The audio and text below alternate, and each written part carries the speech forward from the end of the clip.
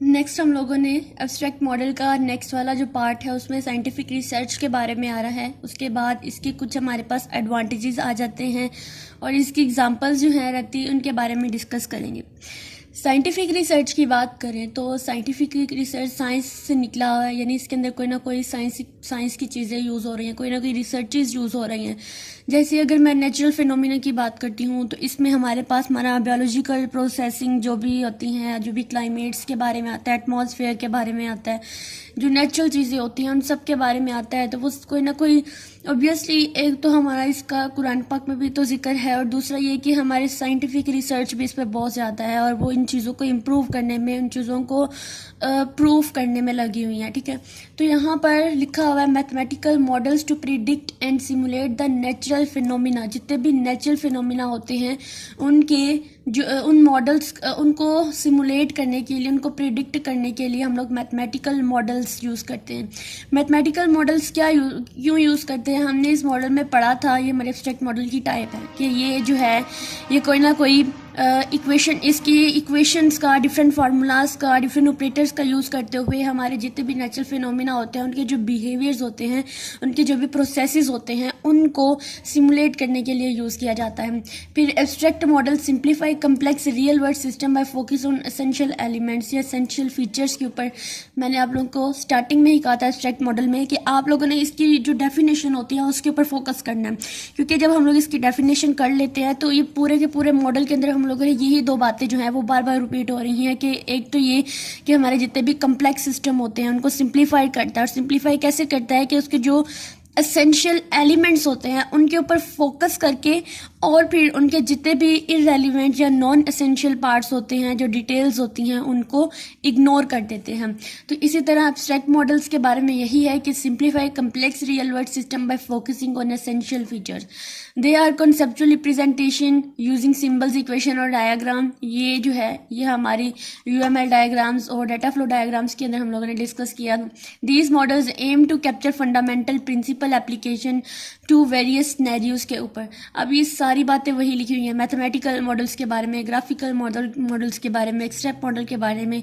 Hope so आप लोग इसको एक दफ़ा से रीड आउट कर लोगे तो आप लोगों का क्लियर हो जाएगा। और मैं बार बार रिपीट कर रही हूँ कि आप लोगों ने इसकी जो डेफिनेशंस होती है उस पर ध्यान देना है, उस पर लाजमी फोकस करना है और इनके जितने भी पॉइंट्स हैं इनको याद करना है, क्योंकि जब डेफिनेशन याद कर लेते हैं हमारा कॉन्सेप्ट क्लियर हो जाता है, दैन पॉसिबल होता है कि हम लोग सेल्फ राइटिंग करें, जस्ट एक दफ़ा लेक्चर को सुनने की बात होती है। ठीक है, अब हम नेक्स्ट चलते हैं।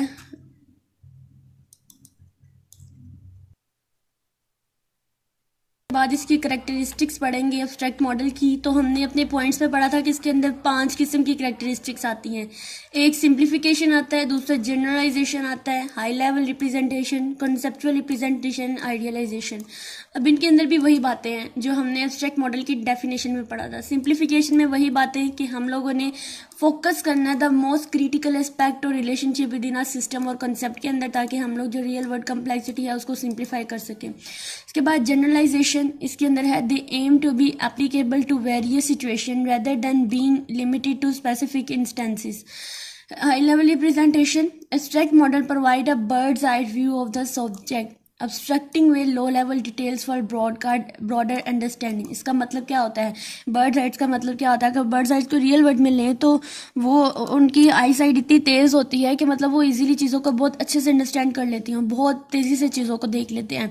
तो हाई लेवल रिप्रेजेंटेशन में ये होता है कि जब हम लोग इसके जो मेन बातों को याद रखते हैं तो हमारे लिए जो लो लेवल डिटेल्स होती है उनके बारे में भी अच्छी इन्फॉर्मेशन मिल जाती है अगर हम लोग हाई लेवल रिप्रेजेंटेशन को देखेंगे।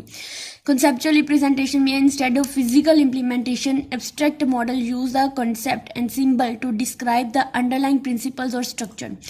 Next, idealization है, they may take या they may certain assumption idealization to certain। अब आइडियलाइजेशन आइडिया से ही याद रखें कि हमें एक अच्छा कंसेप्ट देता है, एक manageable and understandable representation provide करता है, अच्छे आइडियाज़ होते हैं वो प्रोवाइड करते हैं।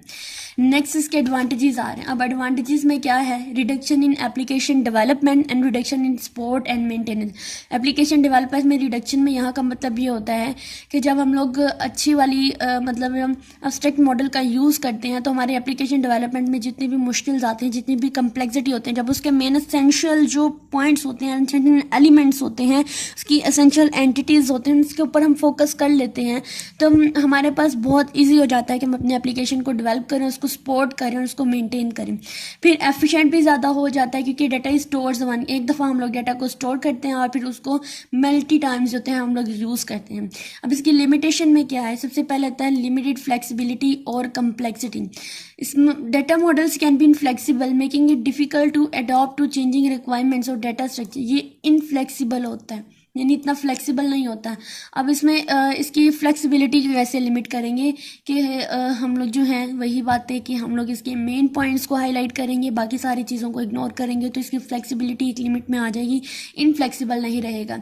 कम्प्लेक्सिटी भी वही बार बार मैं आप लोगों को रिपीट कर रही होती हूँ कि आप लोगों ने उन्हीं पॉइंट को बार बार याद रखना है।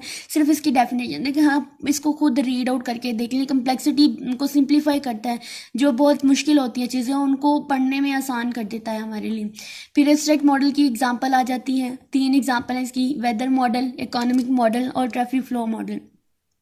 वेदर मॉडल में क्या है कि हमें उसके जो बिहेवियर्स होते हैं वेदर पैटर्न्स के, उसको अंडरस्टैंड करना है, बजाय इसके या without accounting for all the complicated atmosphere. इसके बजाय कि हम लोग पूरे का पूरा एटमॉस्फेयर प्रोसेस को देखें, बल्कि हम लोगों को सिर्फ वेदर पैटर्न का जो असेंशियल एलिमेंट यहाँ पे क्या होगा कि हम उसका जो बिहेवियर होता है, उसका जो वेदर पैटर्न होता है कि वो किस तरह से प्रोसेस कर रहा है, हम लोग सिर्फ उसके ऊपर जो है वो अपना टाइम जो है वो कंज्यूम करें, बजाय इसके कि पूरे के ऊपर हम लोग टाइम वेस्ट करें।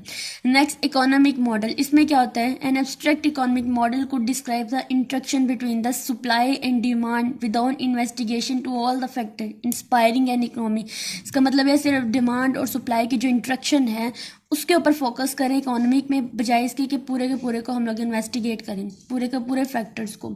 नेक्स्ट है traffic flow model. Traffic flow model में है कि हमारे जो भी ट्रैफिक वार्डन होते हैं, जो हमारे जो व्हीकल्स होते हैं, उनके जो टायर्स की मूवमेंट है, व्हीकल्स की मूवमेंट से सिर्फ उसके ऊपर फोकस करें, जो गाड़ियाँ किस तरह से कर रही हैं किस नहीं। अब ये फोकस नहीं करना कि जो गाड़ी चलाने वाला ड्राइवर है, इंडिविजुअल है, वो किस तरह से चला रहा है, रोड किस तरह की है, इसकी बजाय सिर्फ वो व्हीकल की मूवमेंट्स को देखता है इस मॉडल के अंदर।